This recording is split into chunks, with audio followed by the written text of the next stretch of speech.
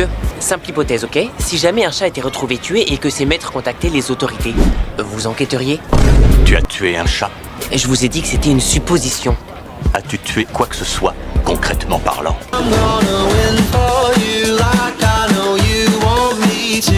Aujourd'hui, on replonge aux origines de l'une des meilleures séries policières de ces dernières années. À l'origine, The Rookie, c'était avant tout 3 bleus qui galéraient face à des officiers formateurs impitoyables et qui se mettaient dans des situations totalement absurdes pour notre plus grand plaisir. La saison 1 reste pour beaucoup la plus fraîche et la plus drôle de toutes. Alors pour le plaisir, on fait un bond en arrière. Voici le top 10 des moments les plus drôles de la saison 1 de The Rookie. Oh, c'est bon pour nous 3. Numéro 10. Le registre des call girls. On commence ce top avec la preuve ultime que les flics de Los Angeles reçoivent vraiment tout et n'importe qui au poste de police. Dans l'épisode 12, un homme débarque à l'accueil de la manière la plus naturelle du monde. Son problème, il veut retrouver une call girl pour l'inviter à dîner. Il demande très sérieusement à consulter le registre de la police pour retrouver l'adresse de la fille en question. Et donc, vous venez dans un poste de police pour retrouver une prostituée? Oui, vous avez bien un fichier forcément. Il suffit de me laisser le consulter et puis voilà. La réaction de Lucy et le contexte de cette situation est déjà très drôle. Mais la réaction du mec face au refus de Lucy l'est encore plus. Vraiment, désolé monsieur, la police de LA n'est pas une agence pour prostituées. Vous entravez le grand amour là. Vous en êtes consciente? Eh oui, je vais être obligée de vivre avec ce poids.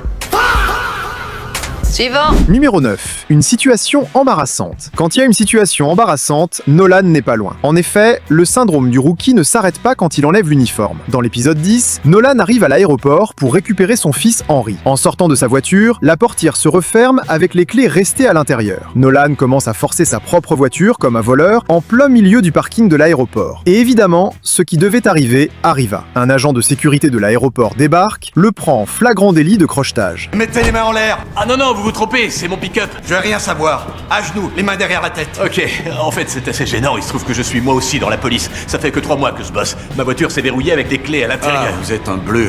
Ouais.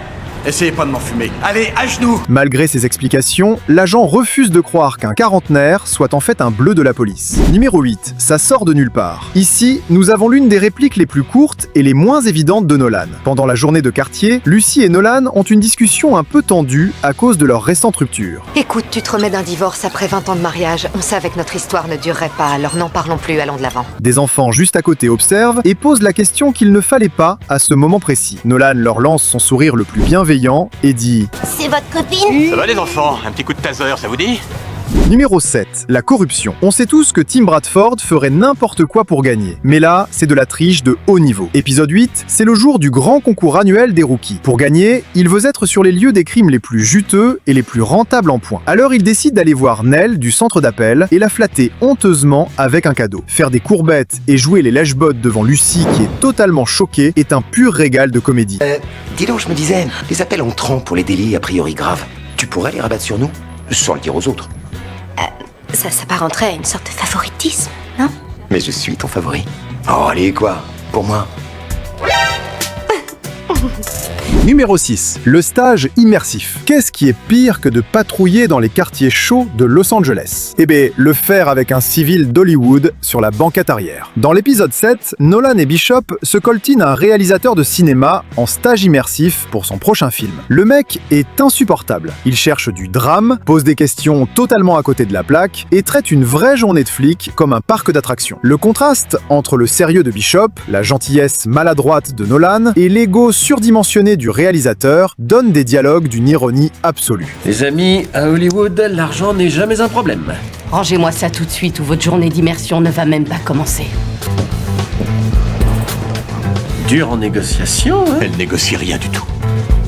Numéro 5. La méthode DEAR. Dans l'épisode 6, Tim et Lucy débarquent chez un cambrioleur pour retrouver les objets volés. Ah, j'ai une super vue.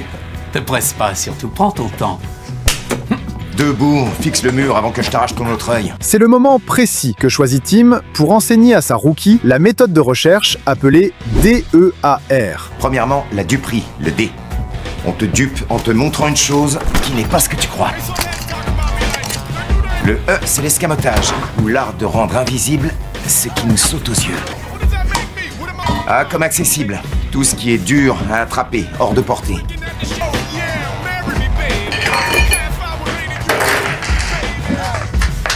Et pour finir, R.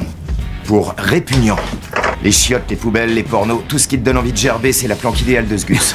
Et en sadique qu'il est, il laisse Lucy s'occuper du R. Après 20 minutes de recherche, elle ressort et constate que Bradford avait déjà trouvé les objets dès le début, mais l'a quand même laissé continuer à chercher dans la merde de Caligula. Ça fait 20 minutes que je fouille dans la boîte à joujoux de Caligula et dans ses chiottes, alors que vous aviez trouvé depuis le début. Non, pas depuis le début, ça m'a pris au moins 3 ou 4 minutes. Donc t'as rien trouvé?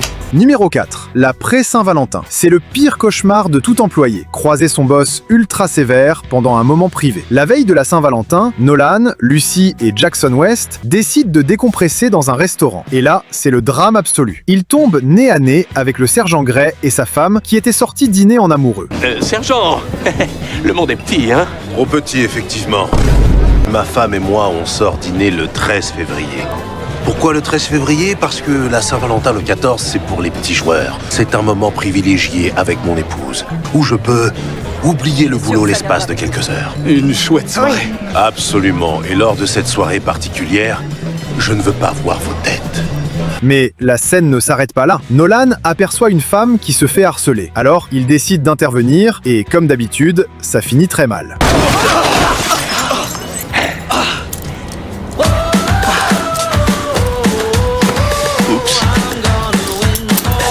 Numéro 3. Ginny. On retrouve une scène de panique mémorable au poste. En effet, dans l'épisode 11, la police organise la journée de rachat d'armes à feu et une gentille dame se présente à l'accueil avec tout un arsenal qui appartenait à son père. Le problème, c'est que dans le lot, elle avait apporté une mine qu'elle a affectueusement nommée. Ça, là, dans cette serviette, c'est Ginny.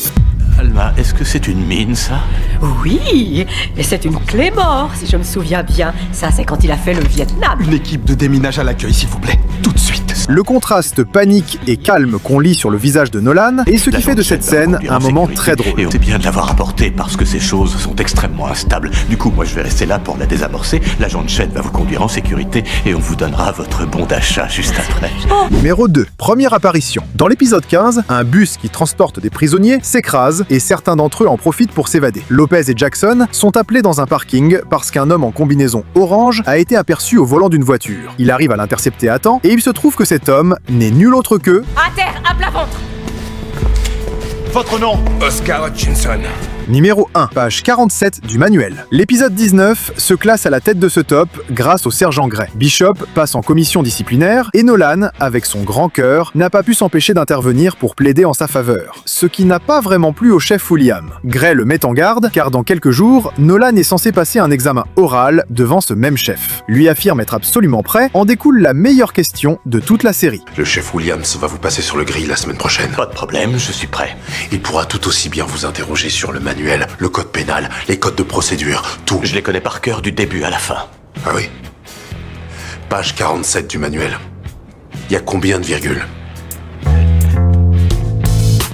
Voilà pour ce top 10 des moments les plus drôles de la saison 1 de The Rookie. Franchement, revoir ses débuts, ça rappelle à quel point l'écriture de la série était déjà incroyable. Dis-moi en commentaire quelle est ta scène préférée parmi cette liste, ou si j'ai oublié un moment culte qui t'a fait pleurer de rire, qui méritait d'être dans ce top. Laisse un gros pouce bleu si la vidéo t'a plu, et surtout, abonne-toi pour ne rater aucun des prochains formats sur The Rookie. À très vite, prenez soin de vous. Ciao.